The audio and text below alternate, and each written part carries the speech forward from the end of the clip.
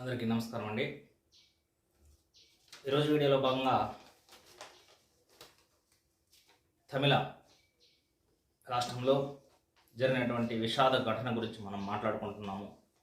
ఈ విషాద ఘటన జరగడానికి కారణం ఎవరు, దీని యొక్క నిర్లక్ష్యం ఎవరు, దీని యొక్క పర్యవసానాలు ఎలా ఉంటాయి, దీనికి ఎవరు మూల్యం చెల్లించుకున్నారు, ఎవరికి నష్టం జరిగింది అనేటువంటి దాని గురించి ఒక వీడియోలో మనం డిస్కస్ చేద్దాము.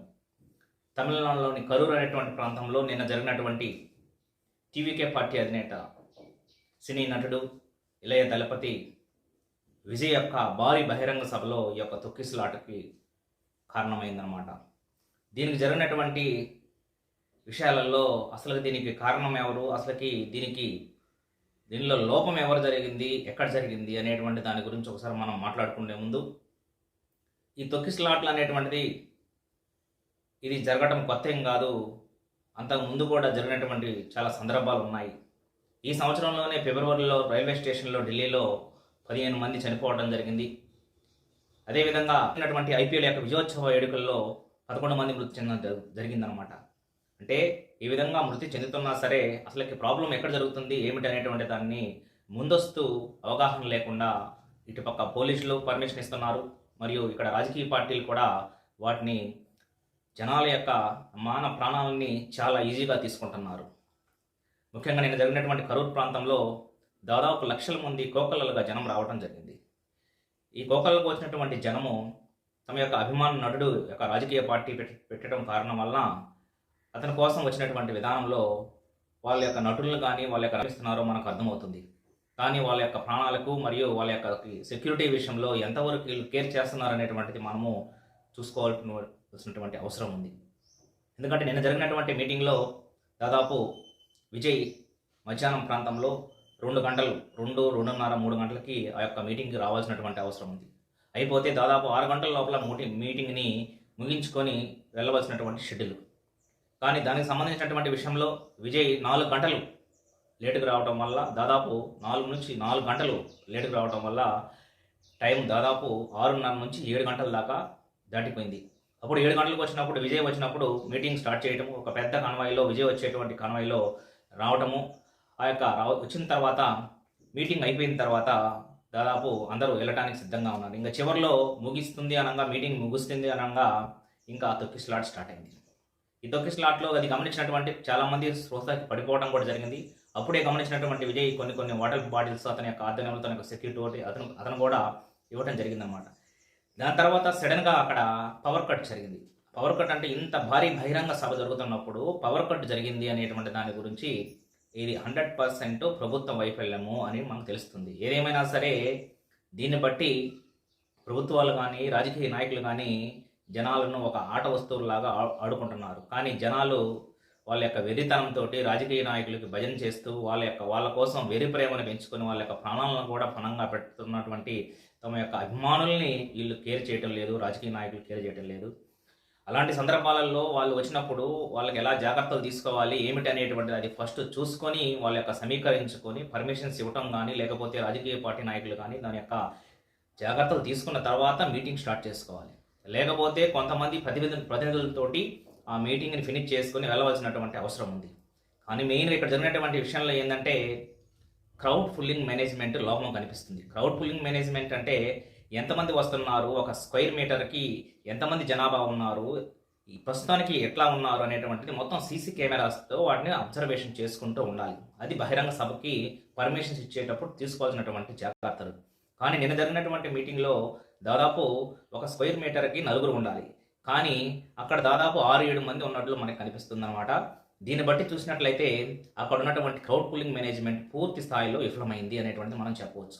పూర్తి స్థాయిలో ఆ సమయంలో పవర్ కట్ అనేటువంటిది అది కావాలని చేశారో లేకపోతే అది యాక్సిడెంటల్గా జరిగిందో ఇదే రెండో విషయం అయితే, అసలుకి ఆ సమయంలో ఒక అగ్ర హీరో లక్షలాది మంది జనాలు గుమిగూడినటువంటి సమయంలో పవర్ కట్ చేయటం అనేటువంటిది 100% రాంగ్. దానివల్ల సగం డిస్టర్బెన్స్ జరిగిన తర్వాత ఈ యొక్క క్రౌడ్ని ఇంకా అన్కంట్రోల్ అయిపోయింది. ఇంకా ఒకరి మీద ఒకరు పడటము, తొక్కిసలాట్లు మరియు ఒకరి మీద నుంచి ఒకరు వెళ్ళిపోవడం అనేటువంటి జరిగినటువంటి సమయంలో హుటాహుటిన దాదాపు చుట్టుపక్కల ఉన్నటువంటి 50 అంబులెన్స్లను తీసుకురావడం జరిగింది. 50 అంబులెన్స్లో క్షతగాత్రులను దాదాపు 100 మంది క్షతగాత్రులు గాయాల పాలయ్యారు. వాళ్ళల్లో 39 మంది మరణించారు అనేటువంటిది చాలా హృదయానికి ఒక బాధాకరమైనటువంటి విషయం. ఆ సమయంలో వాళ్ళ యొక్క ఆహాకారాలు, ఆర్తనాదాలు విని చెలించిపోయినటువంటి విజయ్ అక్కడి నుంచి వెనక్కిపోవడం జరిగింది. ఇంకా అక్కడ ఉన్నటువంటి సిచ్యువేషన్ మనం గమనించినట్లయితే కన్నీటి సంద్రంలా కరూరు యొక్క ప్రభుత్వ ఆసుపత్రి ఏర్పడింది. అప్పటికప్పుడు హుటాహుటిన అందరిని అక్కడికి తరలించడం జరిగింది.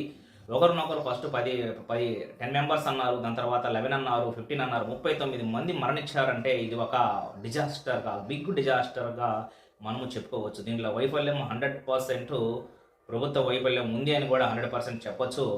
దీనికి బాధ్యత విజయ్ కూడా దీనికి బాధ్యత వహించాలనేటువంటి తెలుసుకోవాలి. అంతకుముందు విజయ్ పార్టీ పెట్టినప్పుడు 2024లో అక్టోబర్ 27వ తారీఖున పిల్లాపురంలో భారీ బహిరంగ సభ జరిగింది. అప్పుడు కూడా ఒకరు ఇద్దరు చనిపోయారు.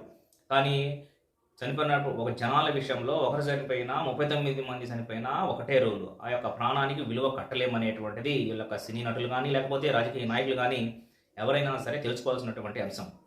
ఆ విధమైనటువంటి సందర్భంలో ప్రతి ఒక్కసారి కేరింగ్ తీసుకొని క్రౌడ్ పుల్లింగ్ని ఎలా కంట్రోల్ చేయాలనేటువంటిది అది అన్ని కంట్రోల్ చేసిన తర్వాత మనము ఏదైనా సరే సభ పెట్టుకోవాలి.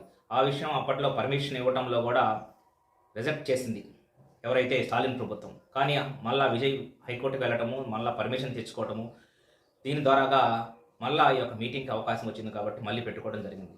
ఏదేమైనా సరే నిన్న జరిగినటువంటి విషయంలో దాదాపు ఈ క్షతగాత్రులని తరలించడంలో కూడా అప్పటికప్పుడు పంపించారు, కొంతమందిని కంట్రోల్ చేయగలిగారు. ఈ విషయం మీద హుటాహుటిన స్టాలిన్ ప్రభుత్వము మంత్రివర్గ సమావేశం జరపడము, జరిగినటువంటి క్షతగాత్రులకు మరణించినటువంటి వాళ్ళకి 10 లక్షల రూపాయలు పరిహారం ఇవ్వడం జరిగింది. అదేవిధంగా విదేశాల్లో ఉన్నటువంటి ఉదయనిధి స్టాలిన్ యొక్క కుమారుడు హుటాహుటిన యొక్క ప్రయాణాన్ని క్యాన్సిల్ చేసుకొని రావడం జరిగింది. ఏదేమైనా సరే ఈ విషయంలో జరిగినటువంటి వాటి యొక్క విషయంలో 100% ఎవరిది లోపము అనేటువంటిది, ఎవరిది నిర్లక్ష్యం అనేటువంటిది మనము పక్కన పెట్టినట్లయితే ఈ విషయంలో దాదాపు ప్రజలు కూడా చాలా అప్రమత్తంగా ఉండాలి. ఎందుకంటే మీ యొక్క ఆ యొక్క వెళ్ళే ముందు మీ యొక్క ఫ్యామిలీ మెంబర్స్ వీళ్ళందరూ మీ మీద ఎంతోమంది ఆధారపడి ఉంటారు. కాబట్టి వీటన్నింటిని దృష్టిలో పెట్టుకొని రాజకీయ నాయకులకు భజన చేయాలన్నా లేకపోతే సినీ యాక్టర్లకు భజన చేయాలన్నా మీరు ఫస్ట్ మీ యొక్క ఫ్యామిలీ మెంబర్స్ని దృష్టిలో పెట్టుకొని తగు జాగ్రత్తలు వహిస్తూ వెళ్ళవలసినటువంటి అవసరము మనలో కూడా ఉంటుందనేటువంటిది గ్రహించుకోవాలి. ఏదేమైనా సరే ఇంతటి డిజాస్టర్కి 39 మంది మరణానికి కారణమైనటువంటి ఇక టీవీకే పార్టీ అధినేత అయినటువంటి విజయ్ కానీ లేకపోతే అటు పక్క ప్రభుత్వాలు కానీ దీనికి ఎంతవరకు రియాక్ట్ అవుతారనేటువంటిది కూడా ముందు చూడవలసినటువంటి అవసరం ఉంది. ఏదేమైనా సరే ఇంతటి భారీ ఒక డిజాస్టర్కి చిన్నించుకోలేనటువంటి విషయము ఎవరికైనా సరే విన్నటువంటి న్యూస్ ఎంతో బాధాకరమైనటువంటి విషయం అని కూడా మనము ఏదేమైనా సరే ఈ యొక్క తొక్కిస్లాట్లో మరణించినటువంటి జనాలకి, మరణించినటువంటి మృతులకి, చనిపోయినటువంటి వాళ్ళకి మన యొక్క ప్రగాఢ సానుభూతి తెలియజేస్తూ వాళ్ళ యొక్క ఆత్మ శాంతించాలని మనస్ఫూర్తిగా కోరుకుంటూ మున్ముందు ఇటువంటి వాటి కోసము ఇటువంటి వృధా ప్రయాసలకి పాల్పడి